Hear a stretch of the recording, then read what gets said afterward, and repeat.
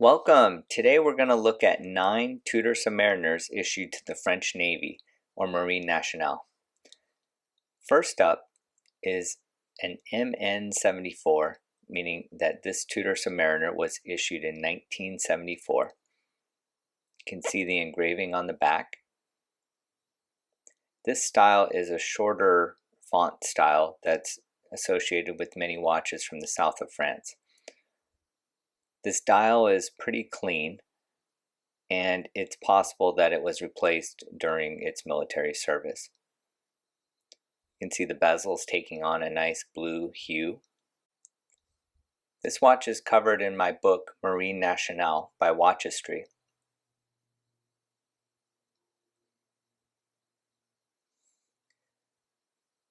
You can see on the inside of the case back there's a watchmaker inscription starting with GE. GE is the Rolex Geneva Service Center. It's believed that many MN watches were sent to Rolex for servicing, although some were of course serviced in Toulon or other bases by local watchmakers.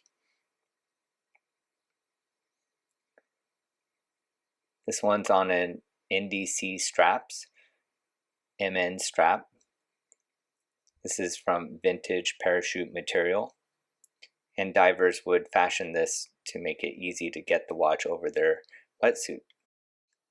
Next up is a Marine Nationale issued Tudor from probably 1974 or 1975. It's what they call a sterile version, which we'll talk about in a second. I have this on a RRL NATO strap. And this is a sterile MN because while there was probably once an engraving on the back, it's since been polished away. You can see that this was so heavily polished that even the factory engravings that say Oyster Case Rolex Geneva are gone. This was probably done just to remove the MN markings to make it look like a civilian watch. The watch also has a lot of patina that's suggestive of being an issued watch. You can see the black dial is taken on kind of a chalky appearance, which was typical of black dials 7016s. This has the super dome plexi on it, which looks great. The crown has definitely taken a beating, exposing the underlying brass. And the bezel has also taken on a matte appearance. But how do we know that this is actually an MN issued watch? Well, by looking on the inside of the case back, we can see the often overlooked watchmaker inscriptions, in this case 4-81 YP. YP are the initials of Yves Pastre, a watchmaker based in Toulon that had a contract to service Marine Nationale watches. Mr. Pastre kept detailed records of the services he did in a book that collectors call the Register. This book has found its way into private collector hands and is a wealth of information for MN collectors. We can see here that this serial number, 827520, was issued to the diving school, or École des Plongeurs. By matching the serial number of the watch to the serial number notated in the register, along with the date of the watchmaker's inscription and the date of the service, corresponding roughly to March and April of 1981, we're able to confirm that this watch was issued to the diving school. Next up is a Tudor Submariner issued to the French Navy in 1975. This one has taken on a lot of patina, and it's got a great blue dial. You can see the hour hand and the minute hand have aged differently. It's possible the minute hand was replaced while the hour hand and second hand were retained. Now when I received this watch, it had a very fresh aftermarket bezel on it that just didn't look right. It was put there by the previous owner, not by the Navy, so I took the liberty of replacing it with a period correct faded insert. There's the trip lock crown, and I have this on a purlin style strap, which is what the French Navy sailors might have used back then. This is engraved MN 1975. 1975 is one of the pretty much the only years where they wrote out the entire year as opposed to just the last 2 digits of the year. This example has a corresponding entry in the register indicating that it was issued to the French Navy's dive school as well. You can see on the inside of the case back the familiar YP engravings. And here's a copy of the register page indicating issuance to the dive school. Next up is a Tudor Submariner from 1977. This was the first Tudor MN that I acquired. A great blue dial. It's got a pretty nice bezel on it. It's possibly a service bezel. You can see the distinctive 4.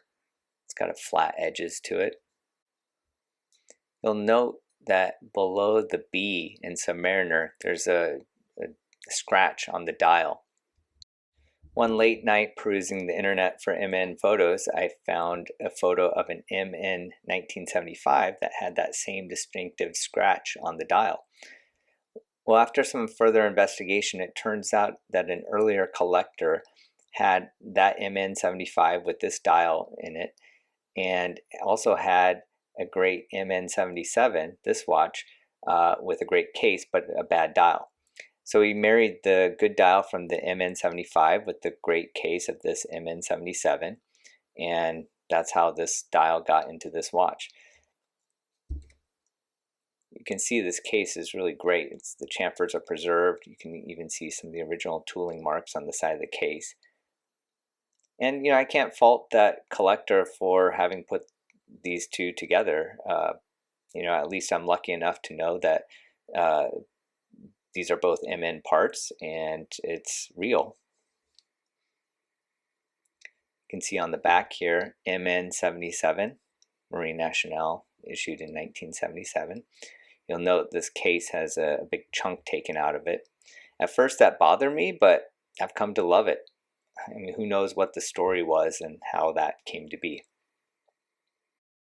On the inside of the case back are numerous watchmaker markings, and we can match those up to the register to find out that this watch was issued to the diving school. Next up is an MN 74 that was actually issued to a submarine. The bezel, dial, and hands on this example have a very fresh appearance, and this was in service for about 25 years, so it's not surprising if they were replaced during service. And here's the engraving MN 74 on the case back. You'll note that this has a larger style font compared to the earlier MN 74, which has a smaller font. I've noticed that the smaller font seems to be associated with watches out of the south, whereas the larger font seems to be associated with northern bases. This watch came with decommissioning paperwork indicating that it was issued to the submarine La Praia and that it left the MN in 2000. Next up is a Tudor Submariner from 1980. This one was also issued to a submarine called the Augusta. The engraving on the back is the tall style font, MN80. This one has a relatively uncommon dial layout with the round hour markers paired with snowflake hands. This dial configuration is often seen on Canadian mill subs and in general on Tudor Submariners around the 888,000 serial number range. It wasn't clear if Tudor actually made watches with this dial and hand combination, but recently Tudor Collector found an old Tudor ad that showed this dial and hand configuration, so we know it's legit. Now, when I got this watch, it had incorrect Mercedes style hands on it, and I replaced those with the correct snowflake hands. I'll also point out that the luminous pip in the bezel has fallen out. I wear my watches, so this can happen. Here's a photo of how the watch looked when I first received it with the wrong hands. And here's a photo of the submarine Augusta, along with its decommissioned paper. Next up is an MN 82. This watch has a dial configuration that I call the daggers and dots because it has large maxi plot style markers at the hours as well as daggers at 12, 3, 6, and 9. This watch also has the Mercedes style hour hand. You'll sometimes see the lollipop hour hand, but those are a little less common. If you look at 11 minutes on the hour track, you'll see a chip on the dial. This distinctive feature allowed me to identify this watch as having appeared in Graham Fowler's collection, and you'll see it in his Hodinkee video. You can see the well-worn crown that's starting to take on a brass color. And the case back is engraved MN 82. You'll also note that I have this mounted on a Jubilee bracelet. I really enjoy wearing it on a Jubilee, even though, of course, it wasn't issued on a bracelet. It's generally believed that the Tudor MNs were issued on straps without their bracelets, and so the ideal MN would have no evidence of having been mounted on a bracelet. So very clean backs of the lugs and no markings from an end link in between the lugs, as you can see on this MN 77. But of course, these ended up in private hands after their military service, and certainly the owners could have decided to mount them on a steel bracelet, which would of course mark the back of the lugs or in between the lugs. So it's no big deal if they have those marks, but it's an extra cherry on top if you happen to find a very clean MN, and it's an extra piece of circumstantial evidence suggesting that the watch was indeed issued to the MN. Now this MN82 had already been mounted on a bracelet when I received it, and it had those marks, so I had no qualms putting this on a Jubilee, and in fact I really enjoy wearing it on a Jubilee. It's a nice extra touch. You'll note that the lume plots on the dial are very white, and in fact they're not luminous today, and it's not clear to me that they ever were actually luminous. It really looks a lot like white paint. Now this piece is accompanied by its decommissioned paperwork, which indicates it was issued to a submarine base in Lorient. Here you can see the World War II German submarine pens. Next up is an MN83, also with the daggers and dots dial configuration. Just to compare and contrast, you can see the MN82 on the left has a very whitish appearance in the lume, and the MN83 on the right has taken on a much more yellow patina. I suspect it's just because of different materials, but they both have a glossy blue dial. When I received this watch, it actually had a very fresh bezel insert on it that was replaced by the previous owner, and it just didn't do the watch justice. So I sourced a period correct, very patinated bezel and swapped it in, and it looks much better and as it would have left the MN. Get a look at the case back here with the MN83 engravings. And this watch also accompanied by paperwork, this time from the watchmaker inscriptions on the inside of the case back. We were able to match it to a register entry indicating that this watch was issued to a demining unit, the 3rd GPD or Group Plongeur de Minière or demining group, based out of Toulon. Here's their insignia. And for our last example, this is an MN83 issued to the Commando Jaubert. Again, a daggers and dot dial configuration, this time in black. You'll also note this has a lollipop style hour hand with the disc fully luminous as opposed to the Mercedes style.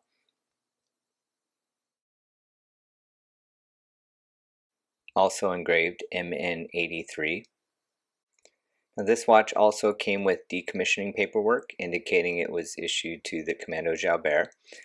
This is a commando unit similar to the US Navy SEALs, and there they are in action. Now, I've been very fortunate enough in my collecting to have these two pieces which we've just covered. They're actually just two serial numbers apart. The one on the left here is 63117 with a blue dial and Mercedes hour hand, and the one on the right here is 63119 black dial with lollipop hour hand. So you can see, even though they were born just, with one example in between them, they ended up with very different looks and also different lives. The engravings on the back are also very different.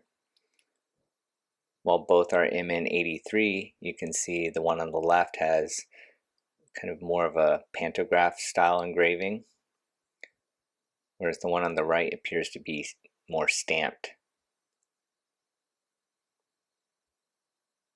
And I would attribute this to these just ending up in different bases. The one on the left ended up in Toulon in the south and looks very consistent with many of the engravings out of the Toulon bases. And the one on the right, Commando Jaubert, ended up in the north. And it's pretty typical that the northern bases ended up leaving the MN with decommissioned paperwork, whereas the ones in the south typically ended up with, if you had any paperwork, it was from the register. To wrap things up, I thought I would say a little bit about straps. I believe that these Tudor MNs were originally issued on purlin style straps, such as this example here, very typical of the mid-70s. Of course, some sailors would fashion their own straps out of excess parachute webbing material, such as this example here from NDC straps. This one is actually mounted backwards, my bad. But you can see here it's kind of an elastic fit using the original hardware to snap in the end on your strap, which makes it comfortable for getting over a wetsuit or whatnot. You can see here this example has some of the original fixings.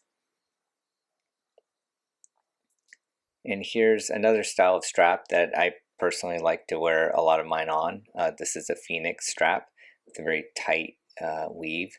Of course, these are famously used by the MOD British mill subs. And last but not least, I also enjoy wearing these on the RRL straps, which have a really nice tight weave. They're a bit more expensive straps, but I enjoy them, and they're also fun too. So there you have it. If you enjoyed this, please check out my book, Marine Nationale, which covers not only all these Tudors, but a total of 34 issued timepieces to the French Navy. I hope you enjoyed it. Please like and subscribe, and have a great day.